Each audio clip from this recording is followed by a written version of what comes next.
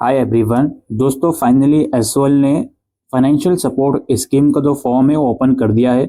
इस वीडियो में हम देखेंगे फॉर्म को भरना कैसे है और क्या इसके क्राइटेरिया और डॉक्यूमेंटेशन क्या चाहिए।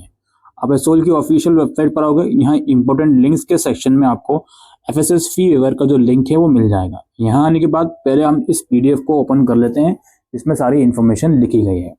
अब इस पीडीएफ में ये लोग बता रहे हैं कि जो एसओएल है हर साल ये फॉर्म निकालता है जिसमें वो एसओएल को कुछ फी वेवर प्रोवाइड करता है। इसकी एलिजिबिलिटी क्या है, या तो आपकी एनुअल फैमिली इनकम 4 लाख से कम है या 4 से 8 लाख के बीच है तो आपको फी वेवर मिल सकता है।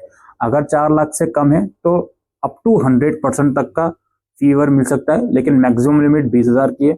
और 4 से 8 लाख की इनकम है तो अप टू 50% तक का, लेकिन मैक्सिमम लिमिट 10,000 की है। इतना आपको फी वेवर मिल सकता है। इसमें कुछ कंडीशन है। देखो, फर्स्ट ईयर के जो स्टूडेंट है वो एलिजिबल है, जाहिर सी बात है।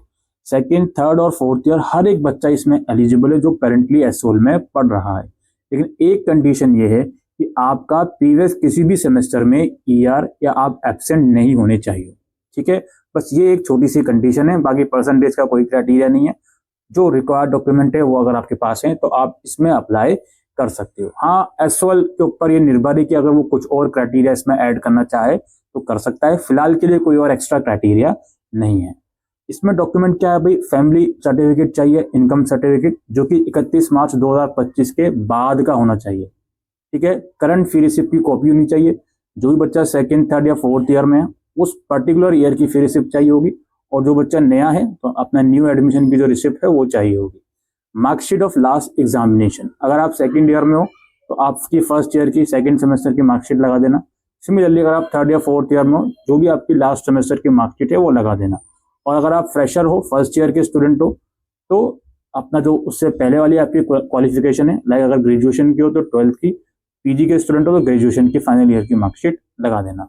और एक कैंसिल चेक यहाँ पे लगाना पड़ेगा आपको, या बैंक पासबुक की फोटो को भी, सो दैट आपका जिस भी बैंक में रिफंड आना होगा उसका एज अ प्रूफ आप इसमें लगाओगे।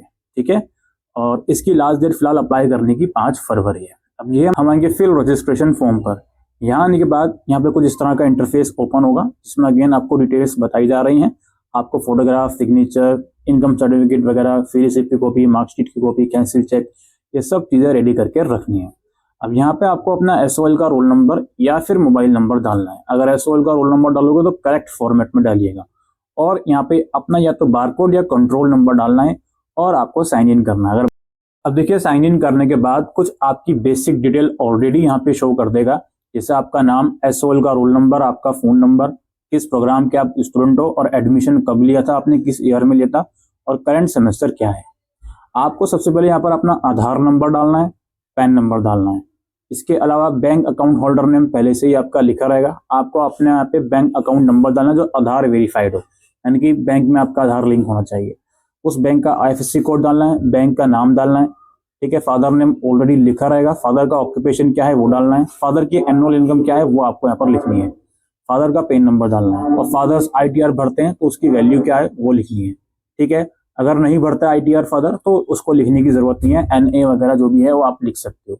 फिर इसी तरीके से मदर की ऑक्यूपेशन, मदर की एनुअल इनकम, मदर का पेन नंबर अगर है तो डाल देना, नहीं है तो एनए लिख सकते हो। आईटीआर वैल्यू मदर की डालनी है। फिर यहाँ पे टोटल फैमिली इनकम जो भी आपकी है वो लिखनी पड़ेगी आपको। और आपकी फैमिली इनकम कितनी है, 4 लाख से कम है। ठीक है, 4 लाख और 8 लाख के बीच है, 8 लाख से ज़्यादा वो आप सेलेक्ट करोगे। अब जो भी आपके घर में कमाने वाला है उसके ऊपर कितने लोग निर्भर हैं। जैसे मान लीजिए आपके घर में 4 लोग हैं, मम्मी पापा, आप और आपका कोई सिबलिंग, और सिर्फ पापा ही कमाने वाले हैं तो 3 लोग उन पर डिपेंडेंट होगा। ठीक है, इस तरीके से आपको यहाँ पे लिखनी है, या 3 या 4 जो भी है आप अपने अंडरस्टैंडिंग से लिख दीजिएगा। इनकम सर्टिफिकेट जो भी आप लगाओगे उसका नंबर क्या है, वो किस अथॉरिटी ने इशू करा उसका नाम लिखेंगे आप, किस डेट को इशू करा सेलेक्ट कर लेंगे, कैलेंडर खुल जाएगा। और राशन कार्ड अगर है आपका तो वो आप यहाँ पे लिख सकते हैं, लगा सकते हैं, उसका नंबर वगैरह, उसकी इशू डेट वगैरह। फिर इसको सेव करके फर्दर प्रोसीड करेंगे तो जो भी डिटेल्स आपसे मांगी जाएंगी, डॉक्यूमेंट्स आपसे मांगे जाएंगे वो अपलोड कर दीजिएगा, या कुछ और फर्दर डिटेल्स मांगी जाती हैं तो वो अपलोड कर दीजिएगा और इसको सेव कर दीजिएगा। फिलहाल यही प्रोसेस है इस फाइनेंशियल सपोर्ट स्कीम के फॉर्म को भरने का। और इसके जो पैसे वगैरह हैं उसको आने में 5-6 महीने लगते हैं, जुलाई अगस्त तक वो पैसे आते हैं। होपफुली आप ठीक से फॉर्म भरोगे तो आपका जितने भी अमाउंट आना होगा वो आ जाएगा। इस वीडियो को आप लोग शेयर करें ज़्यादा से ज़्यादा, सो दैट हर एक बच्चे के पास ये जानकारी पहुंच पाए। Thank you.